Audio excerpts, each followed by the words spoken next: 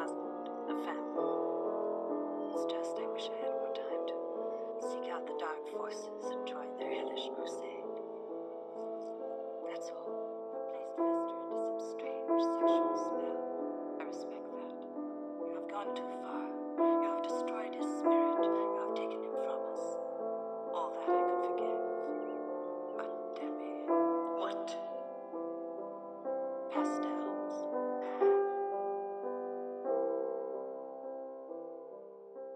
Hey everyone, it's me again, Brittany, and I'm here to do my Let's Talk About Thrillers video. I'm actually really excited about this in general because this is kind of like a newer series that I want to start on my channel, and it's kind of like a Let's Talk About genre situation. It's kind of like a recommendation style video, but I may not have read all of the books in it. They're just books that I am interested in or have read or just want to talk about, you know? And I was trying to figure out how to make that into a video title, and I came up with Let's Talk About Thrillers today. Very, very excited because this is kind of like officially my first Halloween style video for October. You all know I love October. I have dressed for the occasion. I am not anything specific. If you guys watched my bullet journal video for the month, then you know that I did a kind of like creepy mad scientist style journal, and I wanted to be a little bit more Victorian today, which is why you can't really tell because like you can't see it, but it's like a puffy shirt, but I did want it to be kind of dark and grim.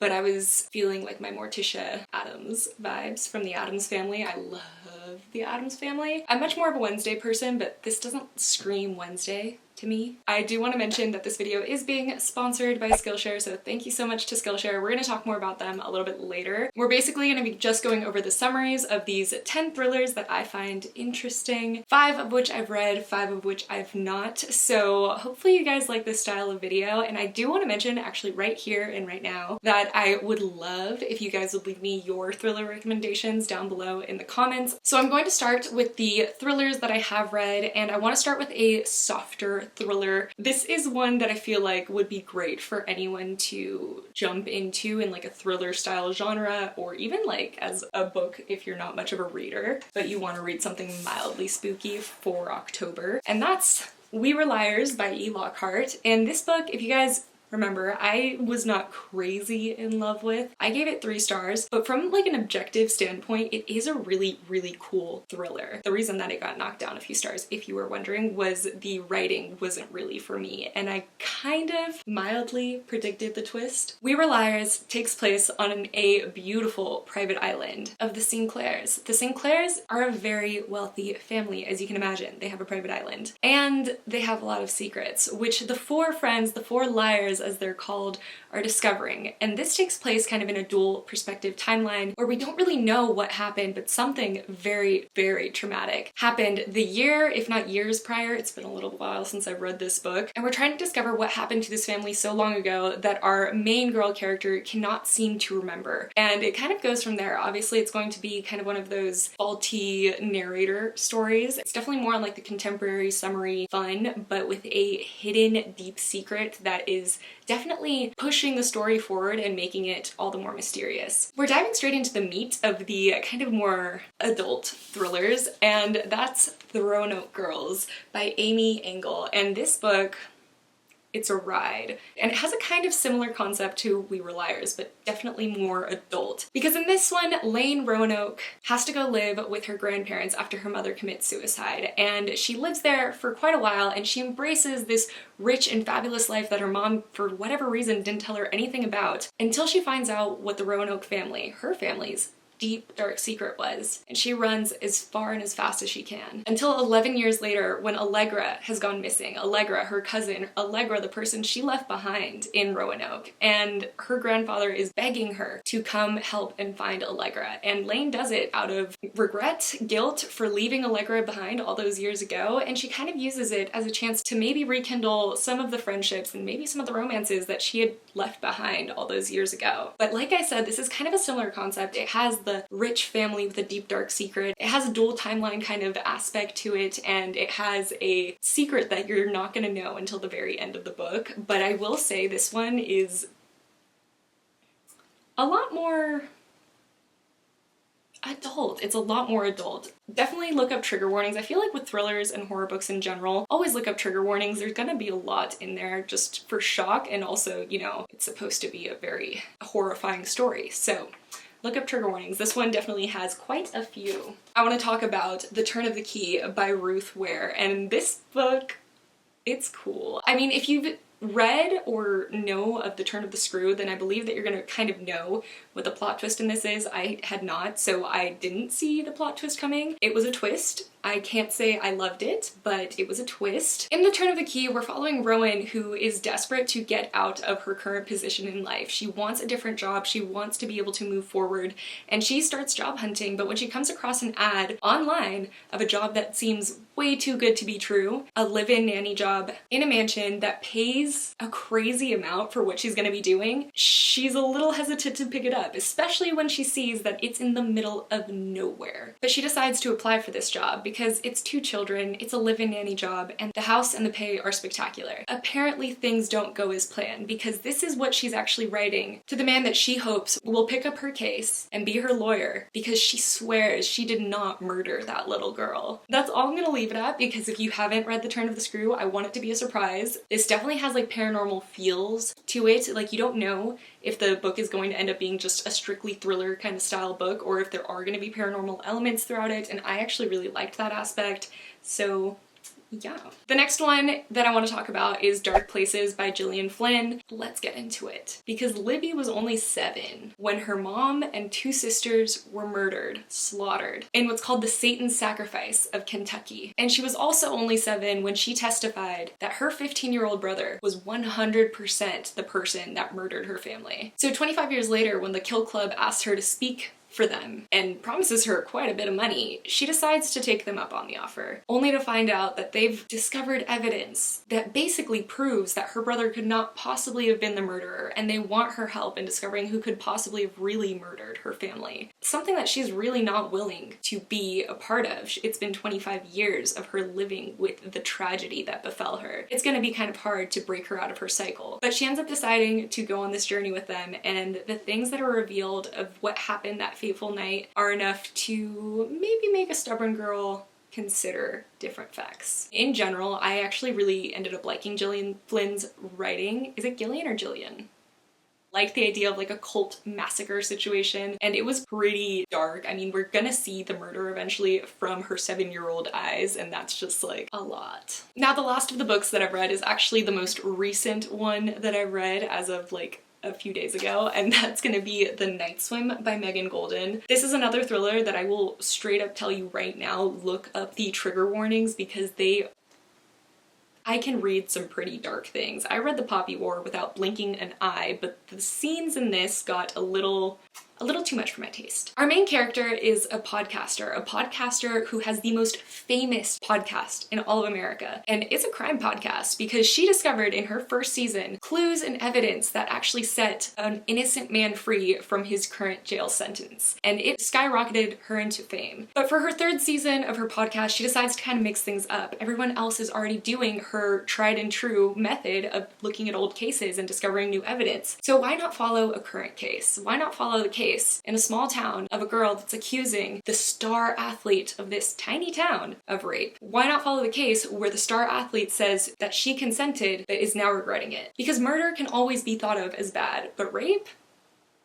Somehow there's still an argument. And she's gonna be an unbiased reviewer as the case unfolds, but when she makes her way over to this town, she receives a mysterious letter from someone who says that there's a case that happened years and years before that has never been solved, of her sister that was murdered, that was put down as just a drowning, and she wants her help in figuring out what happened to her. Unbeknownst to the podcaster, the cases are gonna mix in a way that she never would have imagined, and she's gonna discover things that she never would have dreamed of discovering in this tiny town. Again, this one I really liked. I liked the way that the story unfolded, and I really like the way that this ended. I will say that the plot points were mildly predictable, at least in my opinion they were, but were still just really well done, and I liked the topic of being a podcaster. I liked seeing the behind the scenes. It was very interesting, but again, this got very graphic, and when I say graphic, I mean in like the rape aspects of it, so be wary. This was very Like, after I read it, I just was stuck feeling like dirty and like I couldn't believe that that would be something that actually happened in the world, and I was like, oh, but it's a fiction book.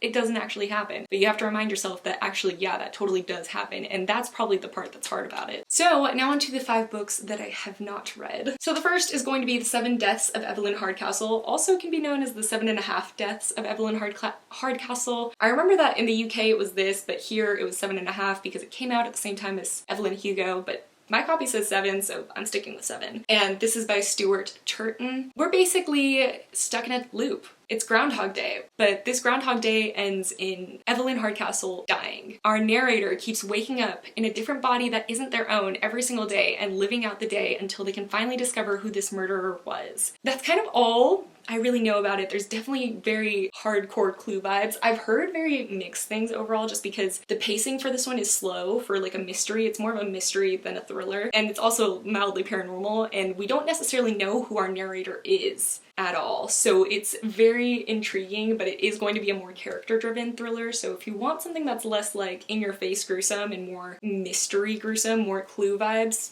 this one's your book. This is actually a book that I just got, but I was really, really intrigued by, and that's going to be Leave the World Behind by Rumaan Alam. It just sounds so interesting because we have our family that wants to escape the city life. They need a vacation, so they rent out a little house in the middle of nowhere for a vacation. But when a couple comes knocking at their door, an elderly couple that claims to be the owners of the house that need safe refuge because the lights in New York, the power has gone completely out, and they're in desperate, desperate need of a safe place to stay. We don't know if it's true because the power's out. Electronics aren't working. They aren't getting anything in the middle of nowhere. We don't know if the elderly couple truly is the owners of the house, and from the elderly couple's perspective, we don't know if the family that we're now staying with is even safe to stay with. It sounds like a very internal struggle kind of thriller, which I really like because it can go any way. It can go in the way that like there's never been a power outage. This elderly couple is now gonna just murder you. This is their ploy. They rent out their house just to murder people. You know, it could go like that, or it could go like the family panicking so hard that they murder the elderly couple that really was there for safe refuge. You know, it can go either way, but it's a very short book, so it's going to do it fast, and I'm very intrigued. Oh, this one is coming on this list because I know I want to read it eventually, and I've had it on my TBR for ages, but I always never do it. You know, we love double negatives? Is that a double negative? It's definitely not good grammar. And that book is Night Film by Marisha Pessl. This is like probably one of the more iconic thrillers on BookTube. I feel like everyone knows about it. We're following an investigative journalist who is looking into the suicide of Ashley, and he does not believe that Ashley committed suicide. He believes that she 100% was murdered, especially when he starts looking into her past and her history and being confronted with the enormous title of her infamous father, who has a cult following for his very spooky, creepy titles and movies that he's directed, and one of which has a very similar murder to the one of his now dead daughter. That's all I know about it, and I also know that the story is told with some fun pictures throughout. So this would definitely be a fun thriller to read. Again, I think I've heard that this is more of a slow-paced, like character-driven story, and definitely more of like an internal struggle of whodunit, not like an in-your-face, like this is horrific kind of situation. I'm intrigued. It's just so intimidating. Like, I don't know, it's a heavy book. This next one is Dark Matter by Blake Crouch. I finally read the summary, guys. I finally read it because I saw it on the thriller list and I was like, okay, I'm curious. And it's kind of a doozy. The last thing that Jason hears before he's knocked out by a masked stranger is, "Are you happy with your life?" And then suddenly he's waking up to a life that he does not recognize because that wife isn't his wife and this life isn't his life. Am I Dr. Seuss? He is a college physics professor. He is not a genius that discovered something amazing. He's left baffled at which life has to be real. Is this the real life? Was the old life something he made up? But if the other one is the real life, how is he going to get back to the family that he loves so much? We're watching his psychological journey through it all and the potential like mysterious sci-fi elements of this story. And I've heard such amazing things about this book, like so many amazing things. People love this book. It is a cult favorite. So I know that it's gonna be fun. It's again a shorter one, so it's gonna pack a punch and I'm ready. Hopefully. Maybe I'll read it. But I mean, I'm hoping, you know? One can only try. And the last book on my let's talk about thrillers list and kind of like recommendations is going to be Mexican Gothic. This is one that I've been really excited about, and the more I learn about it, the more excited I am. I mean, I just got a book by this same author that I'm so excited to read, but I might end up reading Mexican Gothic first. We'll find out. It's 1950s Mexico, and Noemi is not afraid of anything, even though she probably should be, because she's a beautiful, gorgeous debutante whose lipstick is never out of place and who dresses to the nines. So she has that appearance of being just, you know, any other debutante girl. But she's not, because when her newlywed cousin writes her a letter that's frantically asking for help, she decides to go to High Place. High Place, the place where her newlywed cousin and her English husband live. A man that she's never met and knows barely anything about, in a place that's pretty secluded. And she's not scared of the house, even as it invades her dreams, and she's not scared of the Englishman husband's father, who has a little bit too much interest in her. She wants to find out what's going on in this manor that holds a lot of history and a lot of secrets. And a little boy, the only one that she really likes in this house, the youngest son, who's gonna help her find it. Maybe. That's it. That's all I know. It just sounds like it's going to be very paranormal. I've heard kind of mixed things as far as like pacing goes, but I've heard that the ending makes up for anything that you don't like about the pacing, so I'm here for it, because we all love a beautiful, put together girl that just, you know, isn't reaching those 1950s, I will do whatever you want things that men were assuming that they could always have. And I love that. I want to see it, so I'm excited. Those are gonna be the 10 books on my thriller recommendations. Let's talk about thrillers list. Again, please leave any thrillers that you've absolutely been in love with down below. For me, I think I want to read more psychological thrillers. I haven't really read that many, and I think that those would probably be some of my favorites. I also want to mention that this is one of 2 videos, hopefully, that I'm going to be posting of this style in the month of October, and the next one is going to be about horror. Why is that so hard to say?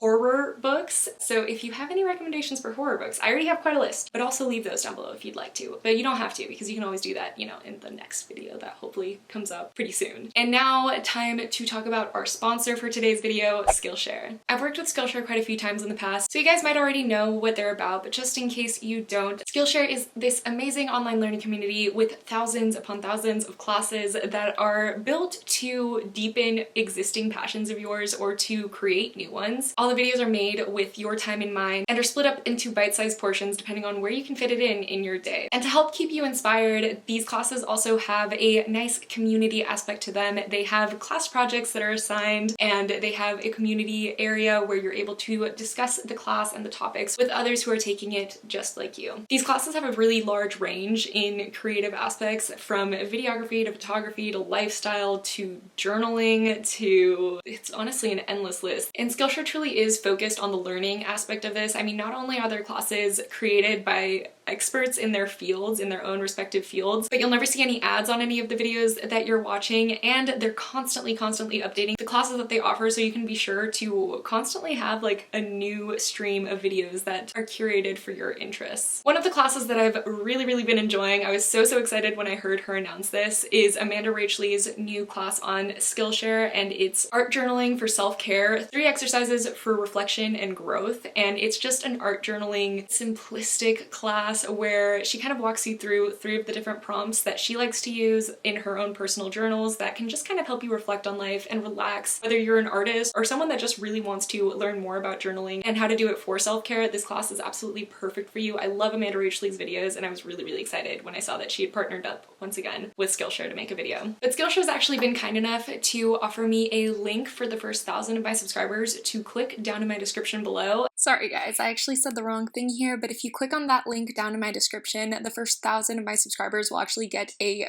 free trial to the premium membership at Skillshare. So yeah, back to normal Brittany. Which is just an amazing way to learn about the website and learn if you like it and see what really suits your needs. But if you aren't able to click on that link, or once it rolls over, it is still a very affordable subscription, coming in at under $10 a month for the yearly subscription. I think it's a very beneficial service, especially for people who might want a little sense of community, might want a little sense of a new hobby or learning a new skill and picking up something that's going to make them feel better. And yeah, I really hope you guys are able to check it out. So thank you so much to Skillshare for sponsoring my video and supporting my channel. That's gonna be it for this video today, guys. I hope you're looking forward to my Let's Talk About Horror recommendations style video. It should be coming soon. I am working on it currently. Again, if you have any suggestions in general for spooky October content or spooky October books that you want to see, I'll leave them down below. I'm doing a test right now because one of the channels that I really like to watch, she recently started asking people for engagement on her videos, because engagement, so like liking, even disliking, commenting on a video shows YouTube that the video is doing good or something, and then it can switch up the algorithm. And lately the algorithm has just kind of been screwing me. I mean, people that have my notification bells turned on don't even get my notifications sometimes. So I'm kind of curious. Interact with my video. This is a really weird thing to say. I don't like saying this, but I'm curious to see if this changes anything. But if not, that's totally fine. And if you'd already commented, I love to see it. Oh my gosh, actually, let's do a spooky emoji. Let's do a spooky emoji. Pick any spooky emoji and put it down below because I would love to see it. I'm so excited. I forgot that we're in October. That's it. That's gonna be it for this video today, guys. I'm exhausted. So, yeah, have some fun, read some spooky books, and live your best spooky life, because I don't even know what character I'm playing right now, you know? Let's do this again. One more time, one more time. The 5... Is it 5?